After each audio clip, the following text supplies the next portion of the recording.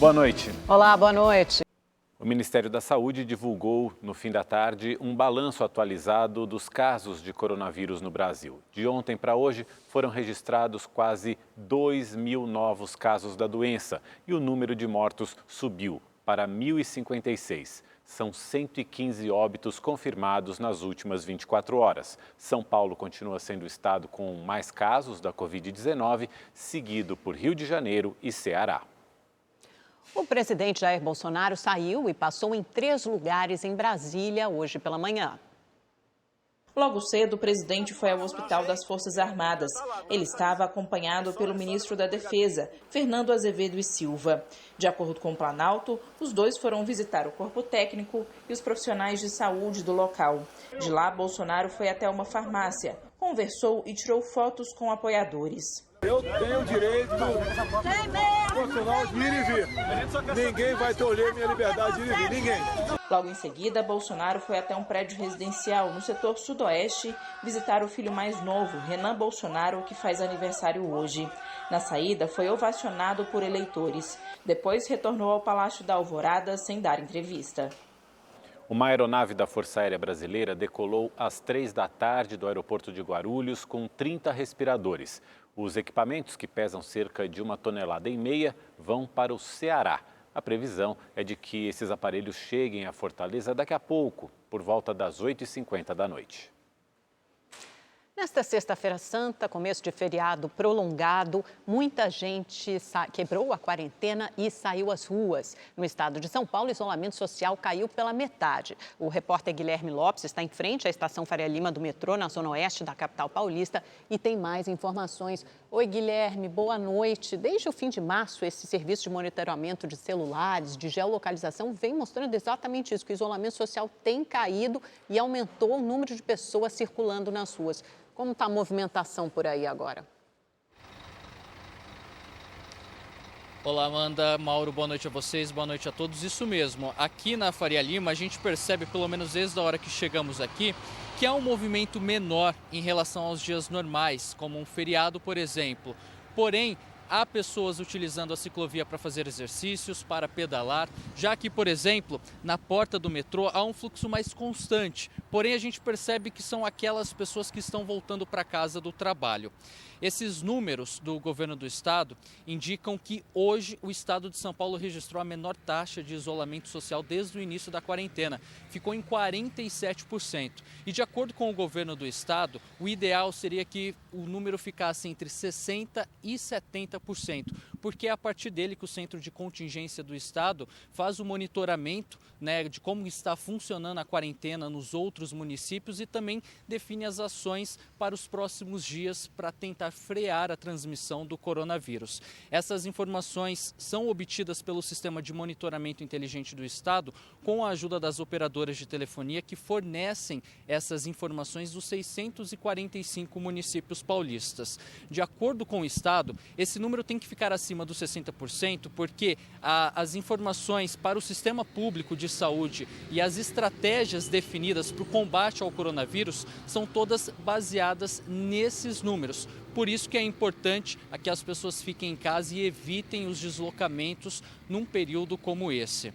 Da Faria Lima, Guilherme Lopes, para o Rede TV News.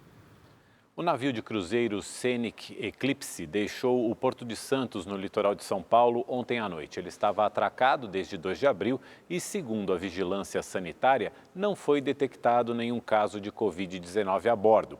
Um outro transatlântico, o Costa Fascinosa, permanece ancorado no porto. 10 tripulantes estão internados em um hospital da cidade e 7 deles foram diagnosticados com o novo coronavírus. O prefeito do Rio, Marcelo Crivella, anunciou que vai receber cerca de 90 milhões de reais do governo federal para aplicar no SUS, no Sistema Único de Saúde. Já são 147 mortes pela Covid-19 no estado do Rio de Janeiro. O número de casos confirmados subiu para 2.464. O prefeito Marcelo Crivella e o senador Flávio Bolsonaro visitaram o hospital de campanha que está sendo construído com o apoio das Forças Armadas e do governo federal no Rio Centro, zona oeste da cidade. A unidade vai contar com 500 leitos para receber pacientes infectados pelo novo coronavírus. A previsão é que o espaço fique pronto ainda este mês. Crivella afirmou que vai receber uma ajuda financeira de quase 90 milhões de reais do governo federal para a área da saúde. O valor seria um adiantamento do Ministério da Saúde para a construção de novos leitos. Normalmente, acabam sendo uma prestação de contas. Eu faço serviços e o governo federal me indeniza. Agora não. Como eu perdi a arrecadação, IPTU, ISS, a economia diminuiu, o governo está adiantando recursos para nós. Durante a visita, o senador Flávio Bolsonaro também disse que está envolvido na ação para trazer da China mais de 800 respiradores comprados pelo município do Rio no ano passado. Vou reportar ao general Braga Neto, que é o comandante, o nosso ministro da Casa Civil, que está comandando o gabinete de crise, possamos incluir e dar um retorno o quanto antes, prefeito, sobre trazer esse equipamento que o senhor comprou na China, que está lá aguardando apenas o transporte. Pela manhã, agentes da prefeitura fiscalizaram estabelecimentos comerciais não essenciais que estavam abertos na Rocinha, zona sul da cidade. Desde ontem, cerca de 800 lojas foram fechadas na comunidade. O governo do estado conseguiu na justiça o direito de manter as restrições na circulação do transporte público. Ontem à noite, uma decisão da Justiça Federal tinha anulado parte do decreto do governo que proibia táxis, ônibus, vans e transportes por aplicativo de circular entre os municípios. Uma pesquisa realizada pela Universidade Federal do Rio de Janeiro constatou que 25% dos profissionais da saúde da rede pública foram infectados pelo novo coronavírus. Esse percentual alto está associado à falta de equipamentos de proteção individual. Há 13 dias, Camille foi diagnosticada com a Covid-19. A médica do Sistema Público de Saúde está em isolamento. E assim como ela, mais de 1.000 funcionários das redes municipal e estadual do Rio foram afastados por apresentarem sintomas da doença ou estarem no grupo de risco. Os meus primeiros sintomas foram tosse seca no primeiro dia, eu estava até de plantão, aí eu dormi, eu estava bem, só com uma tosse que incomodava, coçava a garganta, bem seca. No dia seguinte eu já acordei me sentindo muito mal, com muita dor de cabeça, com piora da tosse, nariz entupido já, evolui com febre. Muita dor no corpo. Uma pesquisa feita pela UFRJ aponta que 25% dos profissionais da saúde da rede pública do Rio foram diagnosticados com o novo coronavírus. A taxa de infecção é superior ao percentual registrado na Espanha e na Itália. O profissional mais exposto é, obviamente, o profissional de saúde. Então, a tendência, a gente sabe que nas próximas semanas aumentará a frequência de pessoas positivas na população, obviamente vai aumentar também nos profissionais de saúde. Para a pesquisadora e chefe da Força-Tarefa de Testagem, o aumento do número de casos entre os funcionários da rede hospitalar também está associado à falta de equipamentos de proteção individual. Está faltando máscara N95, está faltando capote, então está faltando itens essenciais para que a gente possa garantir a biossegurança do trabalho dos profissionais que estão aí nessa luta diária. O isolamento social é uma das medidas defendida pelo Conselho Regional de Medicina do Rio para que o número de casos não continue aumentando. O que temos orientado, portanto, é que as pessoas, em primeiro lugar, se protejam para que os profissionais de saúde também possam ficar protegidos, atendendo a um número menor de pessoas. Um levantamento da Fundação Oswaldo Cruz constatou um crescimento dos casos de síndrome respiratória aguda grave no Brasil. O quadro pode ser resultado de vírus respiratórios como o vírus da influenza e o novo coronavírus. Somente neste ano foram registrados 26.072 casos da síndrome no país, número acima do histórico para esta época do ano. De acordo com a Fiocruz, dos pacientes que tiveram teste positivo para algum vírus respiratório, 60% foram identificados com Covid-19. As influenças A e B representam apenas 7% e 6% dos casos, respectivamente. A Anatel anunciou hoje a proibição da suspensão dos serviços de telefonia fixa e móvel dos clientes de todas as operadoras do país durante o período da pandemia do coronavírus. A determinação faz parte de um decreto presidencial que definiu os serviços de telefonia e internet como essenciais. As operadoras não poderão cortar o serviço por falta de pagamento. Além disso, algumas operadoras estão flexibilizando as dívidas. Uma das medidas é o parcelamento do valor sem multa ou juros. E agora vamos ao comentário da Salete Lemos. Boa noite a todos. O destaque desta semana vai para a Bolsa de Valores e eu explico por quê. Muitos brasileiros, apesar da queda de 36% na Bolsa janeiro, fevereiro e março, apesar de toda essa queda, milhões de brasileiros resolveram usar as suas economias para comprar ações que estão em preço baixo. Até aí tudo bem.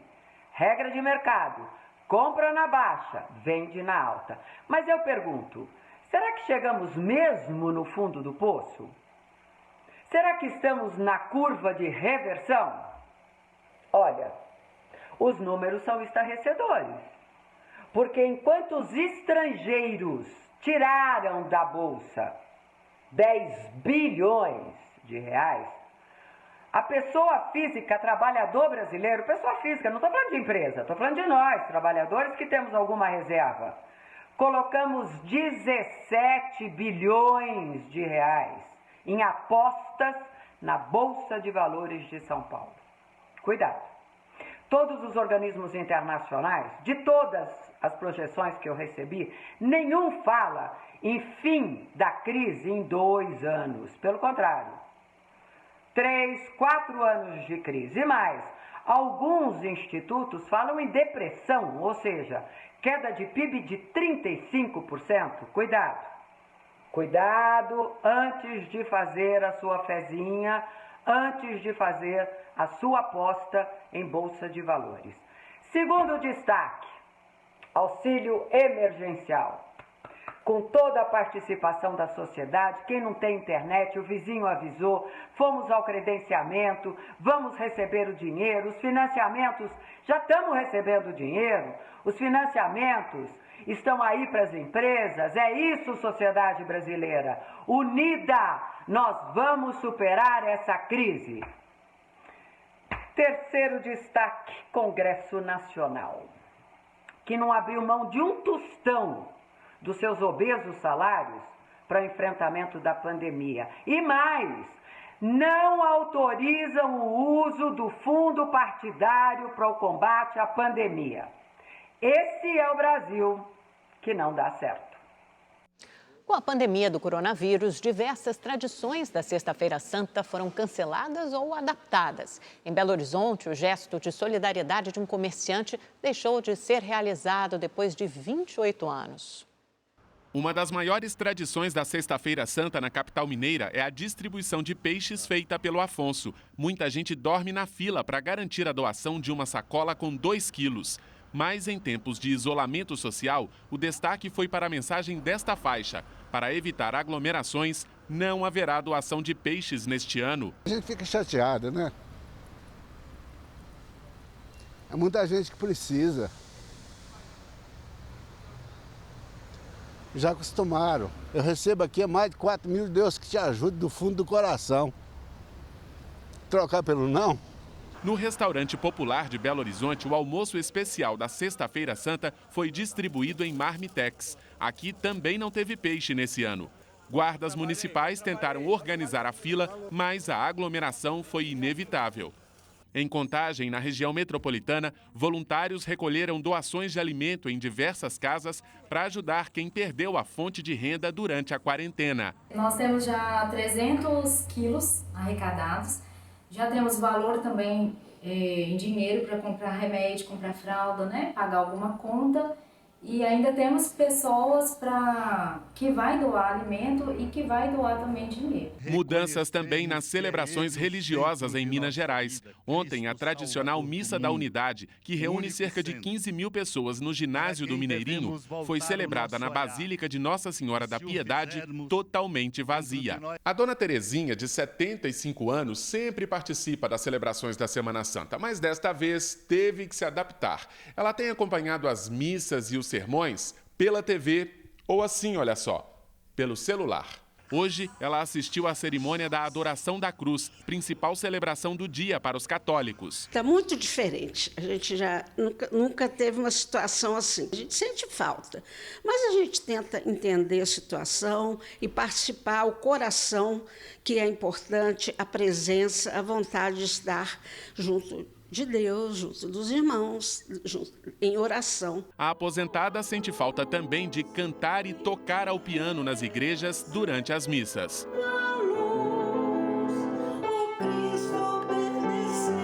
É uma coisa que eu faço com prazer, porque além de eu rezar, né, cantando, tocando, dou a minha contribuição, né, com a música.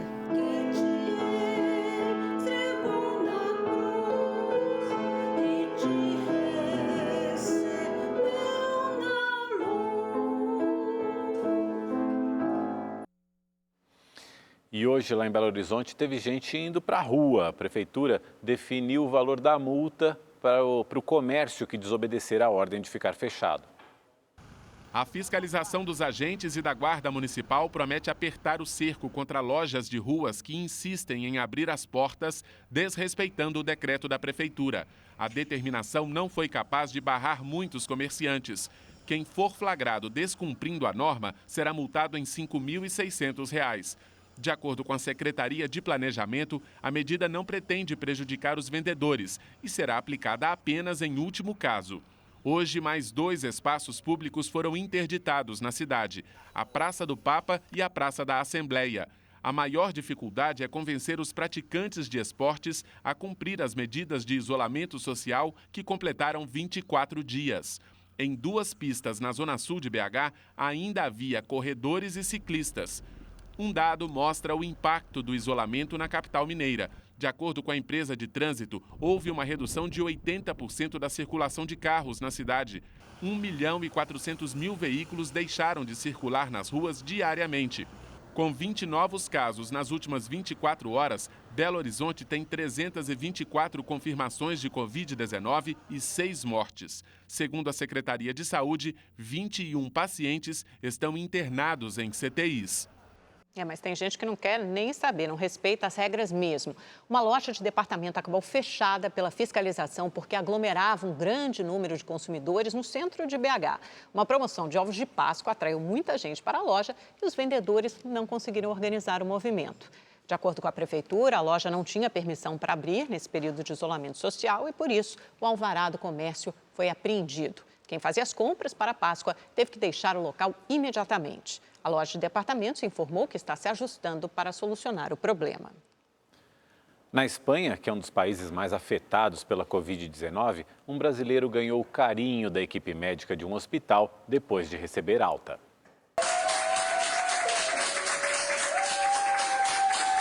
Os aplausos são para o engenheiro de telecomunicações Humberto Rezende, de 50 anos. O registro foi feito no momento em que o mineiro de Pouso Alegre, no interior de Minas Gerais, deixou o hospital em Madrid, na Espanha, onde estava internado com a Covid-19. Médicos e enfermeiros tinham motivos para comemorar a alta do paciente brasileiro. Foram 3 semanas de tratamento intenso. Humberto mora na Espanha há 2 anos com a esposa e o filho. Ainda quando estava internado e respirando com o auxílio de aparelhos, o engenheiro fez questão de gravar um depoimento e enviar aos parentes no Brasil para alertar que a doença tem gravidade. A situação é muito complicada, a pneumonia é muito rápida. Roraima registrou a primeira morte de um indígena por Covid-19. O adolescente passou 6 dias na UTI. O estado tem 63 casos confirmados de coronavírus e 3 mortes. 2 pacientes que estavam internados na UTI do Hospital Geral de Roraima morreram devido a complicações causadas pela Covid-19.